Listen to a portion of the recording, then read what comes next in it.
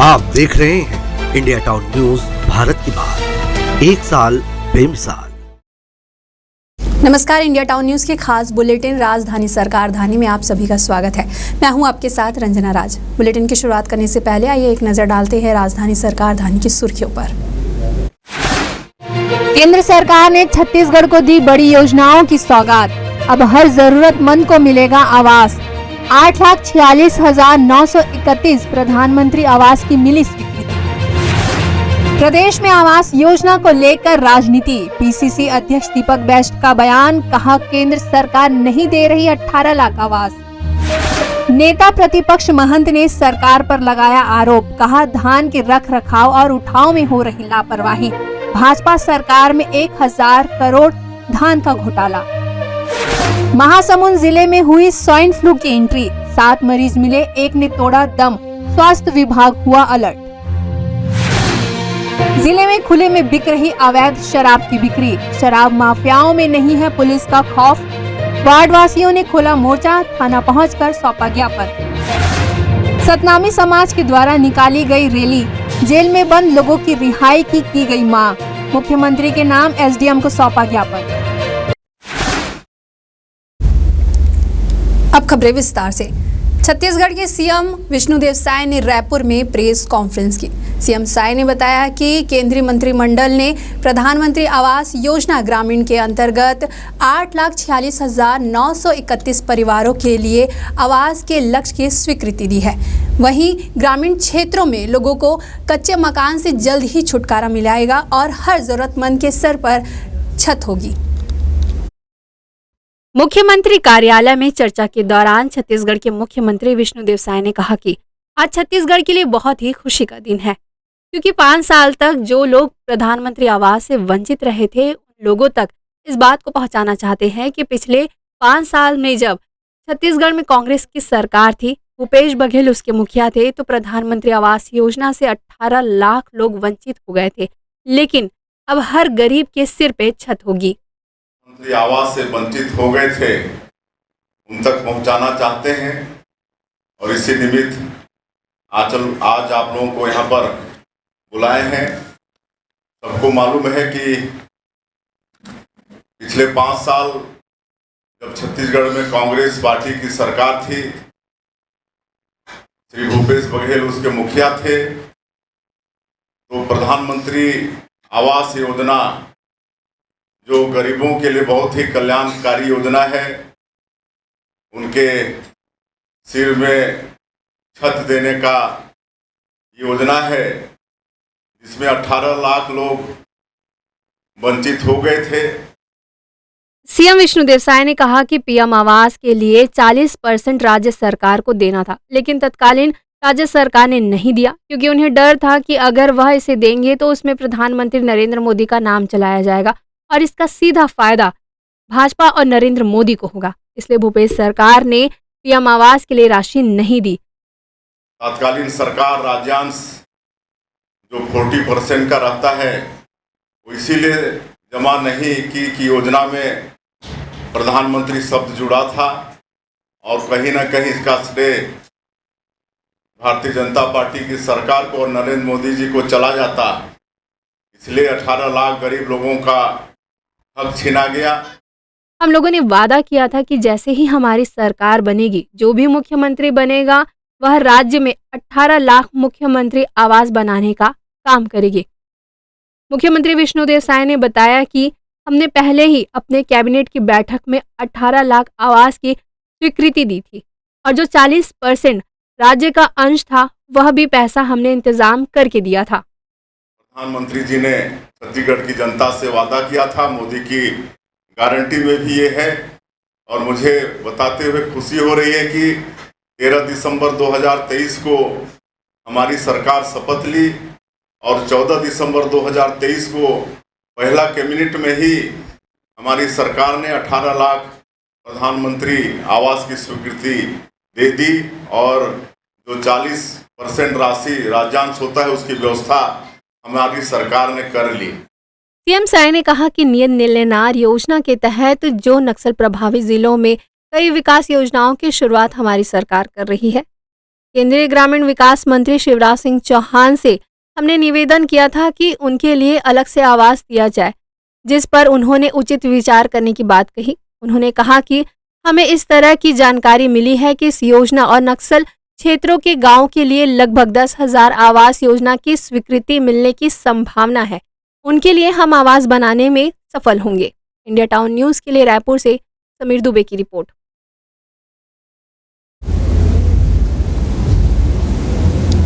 केंद्र सरकार द्वारा छत्तीसगढ़ को प्रधानमंत्री आवास योजना ग्रामीण के तहत 8,46,931 आवासों की स्वीकृति मिली।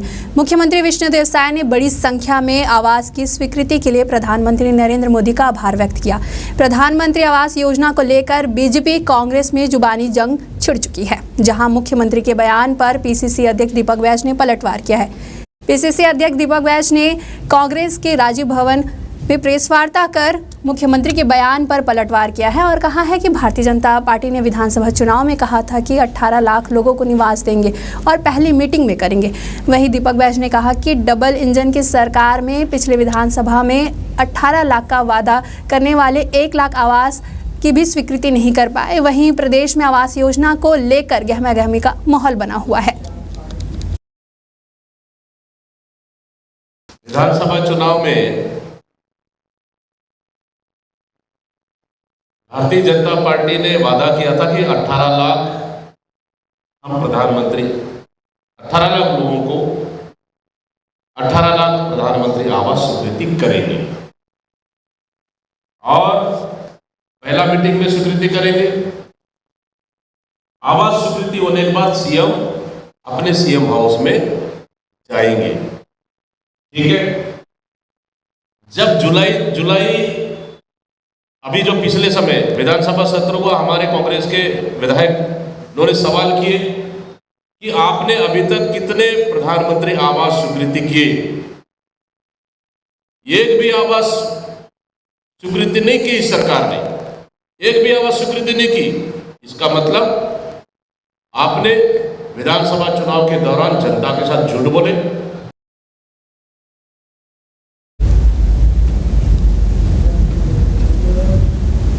नेता प्रतिपक्ष डॉक्टर चरणदास महंत ने प्रेस वार्ता में भाजपा सरकार पर गंभीर आरोप लगाए हैं, जिसमें उन्होंने कहा है कि विष्णुदेव साय के नेतृत्व वाली सरकार ने कार्यकाल में धान में 1,000 करोड़ रुपए से अधिक का घोटाला हुआ है। नेता प्रतिपक्ष डॉक्टर महंत ने बताया कि खरीफ फसल 2023 के दौरान समर्थन मूल्य पर खरीदी गई धान की बड़ी मात्रा नष्ट हो गई है, जिसके लिए भाजपा सरकार पूरी तरह से जिम्मेदार है। नेता प्रतिपक्ष डॉक्टर चरणदास महंत ने आरोप लगाया है कि खरीफ सीजन 2023 में की गई रिकॉर्ड धान खरीदी के रखरखाव और उठाव में सरकार की लापरवाही से 1,000 करोड़ रुपए से अधिक का नुकसान हुआ है। उन्होंने इसकी शिकायत प्रधानमंत्री नरेंद्र मोदी से करने की कही है। कमीशन की बात तो बता ही रहे हैं कि कमीशन बढ़ गया है, वो अलग बात है, मगर धान खरीदी के लिए जितने तत्पर और सचेत रहना चाहिए, ये मंत्रिमंडल पता नहीं किस नशे में घूम रहा है कि न तो 7 महीनों से कोई काम आपको दिख रहा होगा, मैं नहीं कह सकता किसने देखा है, न जो सामान्य ढंग से काम चलते हैं वो चल रहे हैं, न ट्रांसफ़र पोस्टिंग हो रही है। आईएएस आईपीएस की लिस्ट दिल्ली तक जाती है, वहाँ से वापस आ जाती है, 2 घंटे के अंदर कमिश्नर बदल जाते हैं।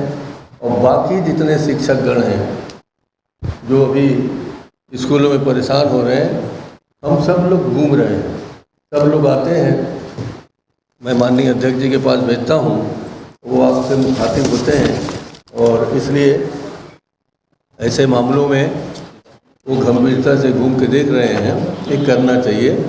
और जैसा कि आपने कहा इसके लिए क्या रास्ता हो सकता है, तो वो लोग सोचे, नहीं तो हम बताएंगे।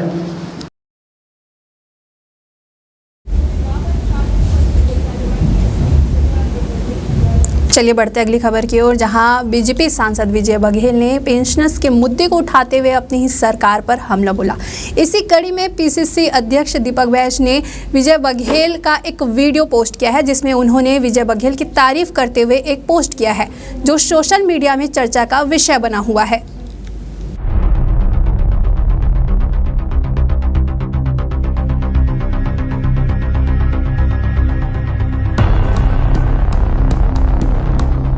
भारतीय जनता पार्टी के सांसद होने के बाद उन्होंने पार्टी के अंदर की नाकामियों को बाहर निकालने का काम किया। धन्यवाद देता हूं उनको। पीसीसी अध्यक्ष दीपक बैज ने पोस्ट में लिखा है कि यह पहली बार है जब कोई बीजेपी पार्टी और सरकार के खिलाफ बोला है। उन्होंने आरोप लगाया कि कांग्रेस पार्टी लगातार यह कहती आई है कि मोदी की गारंटी एक झूठ है और बीजेपी ने पेंशनर समेत हर वर्ग को अपने मैनिफेस्टो के जरिए ठगा है।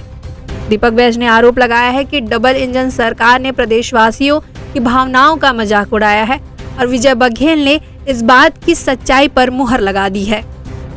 दुर्ग सांसद विजय बघेल ने राज्य स्तरीय पेंशनर्स महासंघ दुर्ग संभाग की बैठक में अपने ही सरकार पर बरसते हुए कहा कि अब जब दिल्ली गए थे मुख्यमंत्री तो मैंने इस बात को प्रमुखता से रखा था। उन्होंने बताया कि मुख्यमंत्री से कहा था कि मुझे घोषणा पत्र का जिम्मेदार संयोजक बनाया गया था। इसे मोदी की गारंटी के रूप में लिया गया है, मोदी की झूठी गारंटी ना हो। अभी जब दिल्ली गए थे मुख्यमंत्री जी तब भी मैं प्रमुखता से इस बात के रखा हूँ कि आप लोग ज्यादा दिन इसको उलझाइए मत, अपनी हंसी मत उड़ाइए। अब अगर कर्मचारी आंदोलन में होंगे उस आंदोलन में मैं खुद घोषणा पत्र किया एक जिम्मेदार संयोजक आपने बनाया था और मोदी जी की गारंटी के रूप में हमने इसको किया है। तो मोदी गारंटी झूठी ना हो, उस पर विश्वास बना रहे कर्मचारी अधिकारियों का। इसलिए इसको तत्काल आप निर्णय लीजिए, नहीं तो अब धीरे धीरे आग सुलग रही है, कब विस्फोट की स्थिति आ जाएगी मैं नहीं जानता और उसमें मैं भी शामिल होगा ये मैं बोलूँ। दीपक बैज ने अपने सोशल मीडिया हैंडल एक्स पर लिखा है कि विजय बघेल जी मर्द है। पहली बार कोई भाजपा का नेता पार्टी और सरकार के खिलाफ खुलकर बोला है। धन्यवाद विजय बघेल जी।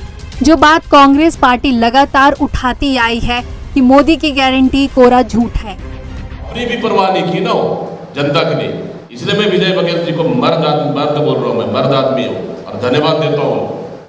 यही बात तो हम शुरू से कह रहे थे कि इस सरकार में, ये सरकार भगवान भरोसे चल रहा है, खानापूर्ति चल रहा है, इनका सुनने वाला कोई नहीं है। इसलिए आज मजबूरी में विजय बघेल जैसे सांसद को खुले मंच पे बोलना पड़ा है। उनका वीडियो ऑडियो पूरी छत्तीसगढ़ प्रदेश देख रही है। मतलब इस सरकार की नाकामी का पोल माने सांसद विजय बघेल जी ने खोल दिया है और हम लोग जिस कांग्रेस पार्टी ने जिस मुद्दों को लेकर लगातार हम आवाज उठाते रहे, उस पे उन्होंने सच्चाई का मुहर लगा दिया। अब देखना होगा कि पीसीसी चीफ दीपक बैज के इस पोस्ट पर भाजपा अपनी क्या प्रतिक्रिया देती है। इंडिया टाउन न्यूज के लिए रायपुर से समीर दुबे की report.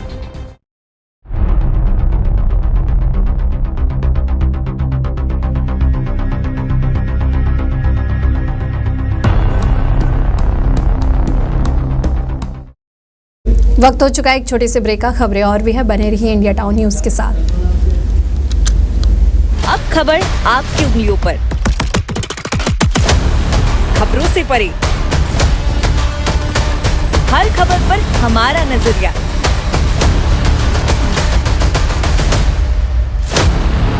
India town news, Bharat की बात।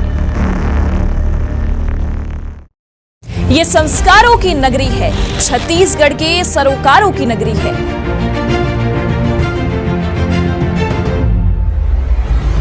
ये नगरी है रियासत की, ये नगरी है सियासत की।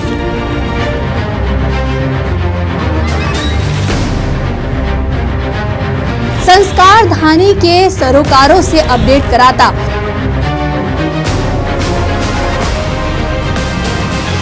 इंडिया टाउन न्यूज का खास बुलेटिन।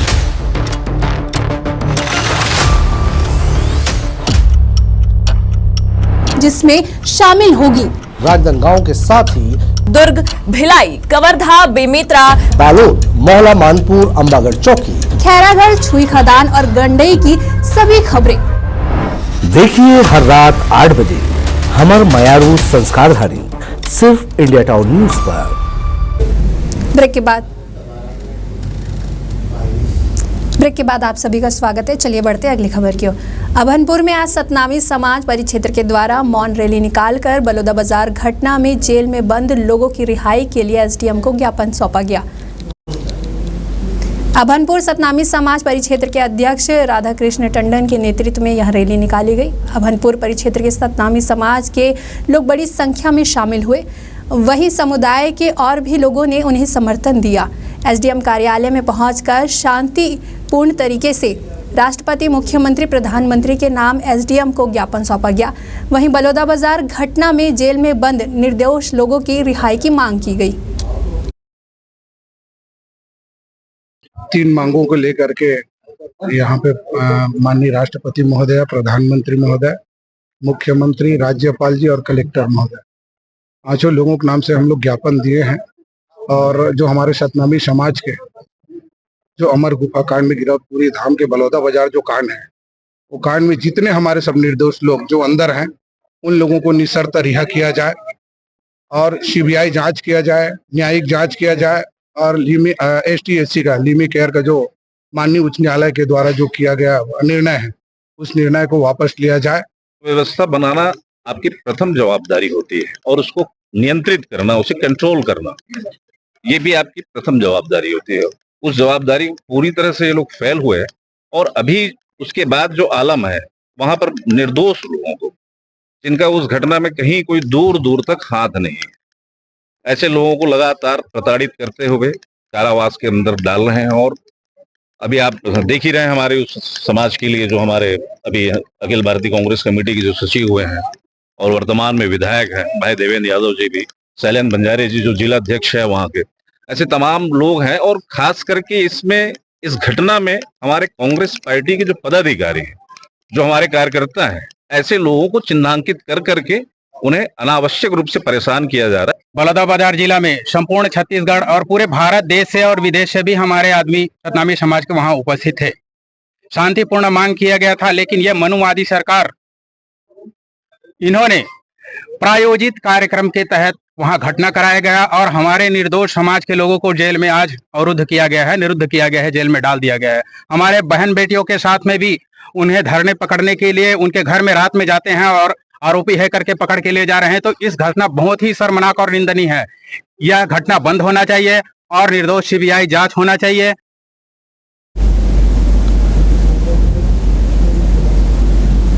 कोरोना महामारी के सदमे से लोग अभी पूरी तरीके से उभर भी नहीं पाए। अब स्वाइन फ्लू की जिले में एंट्री हो गई है।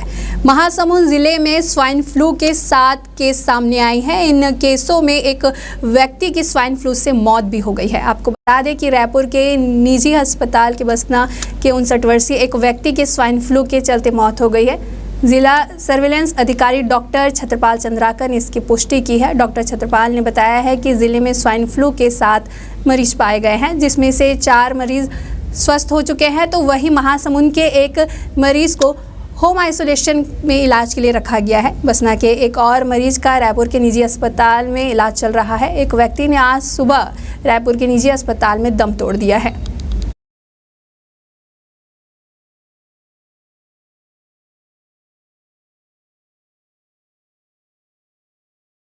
अवैध शराब बेचने वालों के खिलाफ वार्ड वासियों ने मोर्चा खोल दिया है। दरअसल महासमुंद जिले के बागबहारा नगर के वार्ड क्रमांक 9 में महिला के द्वारा अवैध शराब का कारोबार चलाया जाता है। महिला के खिलाफ कार्रवाई करने के लिए सैकड़ों वार्ड वासियों ने बागबहारा थाना पहुंचकर ज्ञापन सौंपा है। वार्ड वासियों ने बताया कि अवैध शराब बेचने वाली महिला के खिलाफ शिकायत करने पर महिलाएं झूठे केस में फंसा देती है। वहीं वार्डवासियों ने जल्दी कार्रवाई नहीं होने पर आंदोलन करने की चेतावनी दी है। आपको बता दें कि ये पूरा मामला बागबहारा थाना क्षेत्र का है।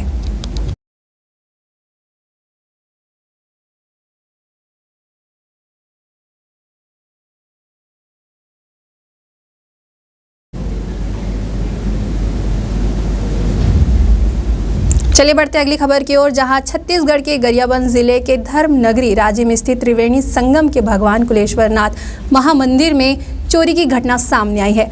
अज्ञात चोरों ने मंदिर की दान पेटी चुराई और उससे पैसे निकालकर कुछ ही दूरी पर नदी में दान पेटी को फेंक दिया। आज सुबह जब मंदिर के कपाट खोले गए तो इस चोरी का खुलासा हुआ। बताया जा रहा है कि अज्ञात आरोपी डुप्लीकेट चाबी का इस्तेमाल कर मंदिर के अंदर घुसे थे।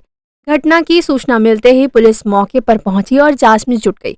जानकारी के अनुसार आज सुबह जब पुजारी ने मंदिर खोला तो उसने देखा दान पेटी गायब है।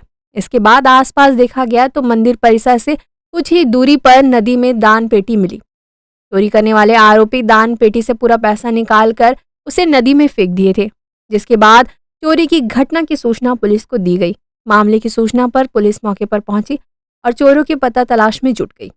इस घटना से श्रद्धालुओं में आक्रोश है। इस मामले में संबंधित धमतरी जिले के बड़ी करेली थाना में रिपोर्ट दर्ज कराई गई।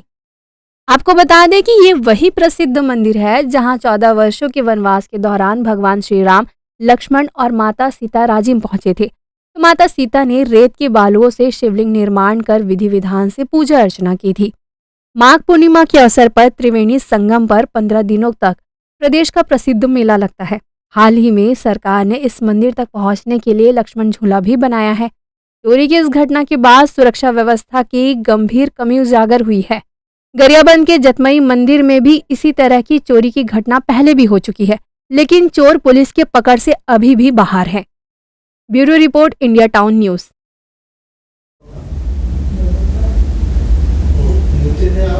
हमारे खास बुलेटिन राजधानी सरकार धानी में फिलहाल इतना ही। मुझे दीजिए इजाजत। नमस्कार। आप देख रहे हैं इंडिया टाउन न्यूज, भारत की बात, 1 साल बेमिसाल।